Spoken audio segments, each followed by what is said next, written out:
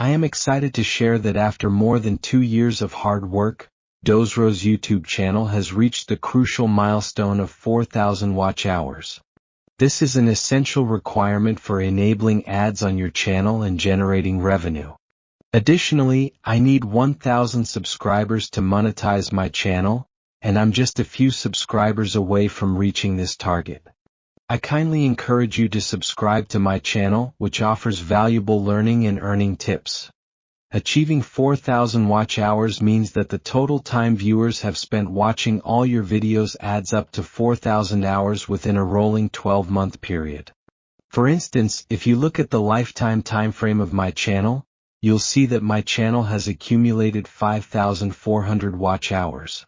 However, to qualify for monetization, these 4,000 watch hours must have been gained within the last year. Therefore, I must select the 365 days time frame, and you can see that I have achieved this milestone of 4,000 watch hours within last 1 year. In other terms, this 4,000 hours of watch time for the channel is recorded from March 10, 2024, to March 9, 2025, as displayed on my screen.